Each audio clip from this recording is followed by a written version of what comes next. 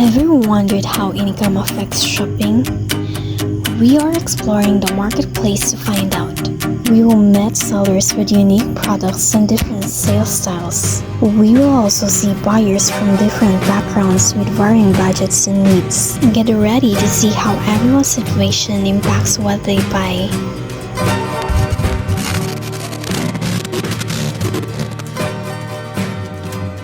Bugas na yung natin na ito. Grabe na yung dani. Oh, okay na. Para na nag-ibat na natin mga anak. Bugas sir. Yan, pilang tayo. Palinta lang ni boss. Hindi na yung kakali doon boss. Kaya palinta na ang presyo ng blood. Magpapajit din pa din sir. Lamig kayo na. Sa kilo na ang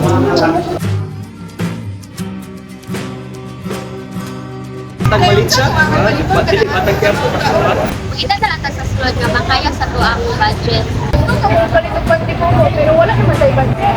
Tira, makita na lang tao mas barato.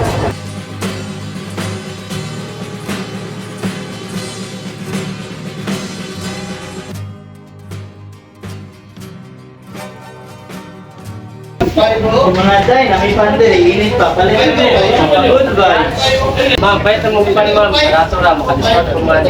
Ay, salamat kayo niya, pero wala naman ibang budget para na kami na. Ding, kailangan lang atong sudan karong gabi ba? May dagay sudan, may dagay bracket niya. Ito.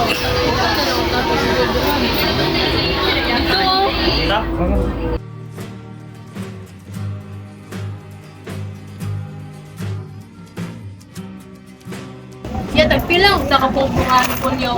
Agos benching ko ang gramo. Uy, pagdalit yan, pagdagat pagkamula. Paman. Ito lang ako.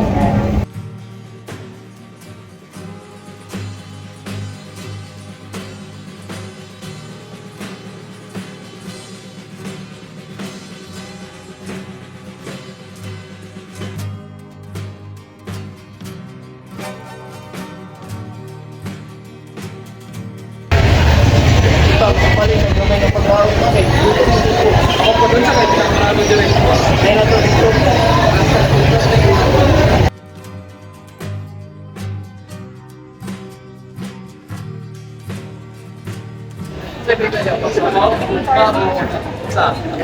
Barato kayo. Ang buko. Salamat pero mahal na mga para sa ako. Hindi na mas barato din.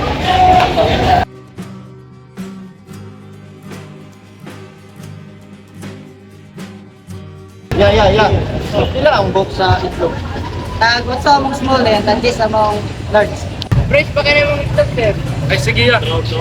Kana lang takot sa duha ka po. That reveals the reality of budgeting with limited resources. Choices are narrowed, and even small luxuries are out of reach.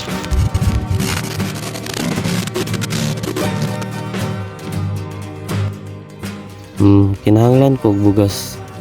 Tingali dagan-dagan pod. Pero dili na ko magpatagagasto. Yes, sir. Pila ang 5 kilo ang Tag 225, sir. sige, kana na lang.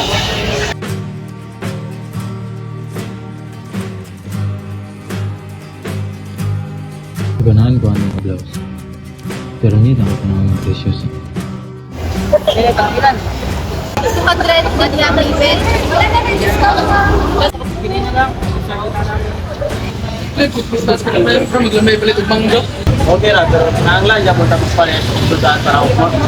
Inihaw? Wala kilo ni mo. 120 na ni siya, sir. Okay, ka na lang. Opo. Hindi lang, sir.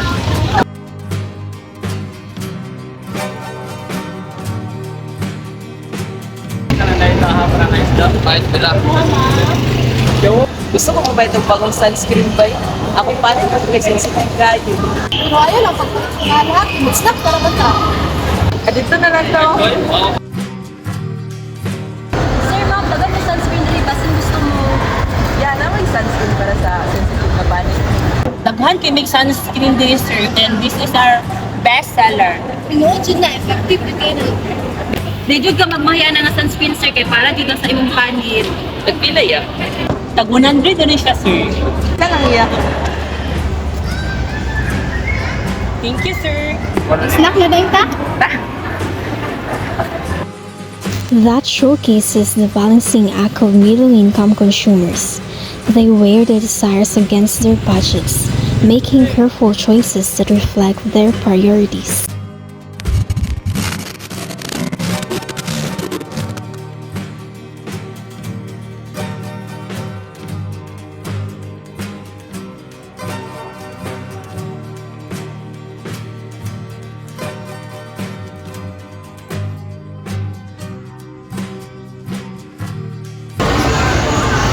Kasi ato ma'am.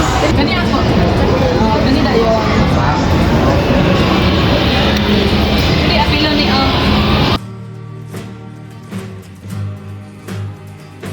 Pwede card, sir. Wala may card ma'am. Cash na ma'am.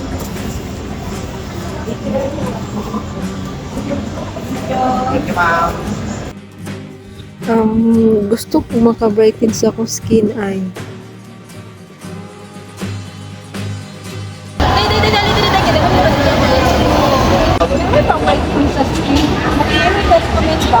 Yes, ma'am. Naami bagong toner di ari nga gikan sa Korea. And mao yun siya ang makapabrighten sa imuhang nalulog.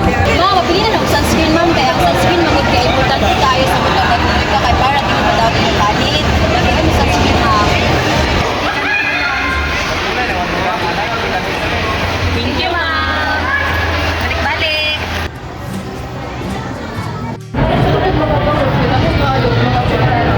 Sakto. Kailangan sa mga pagkakas ay masinadyan sa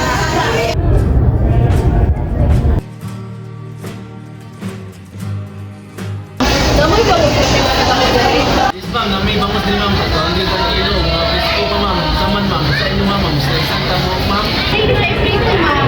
Pwede sa cycling. Mahal siya, pero worth it. Sige ka na po.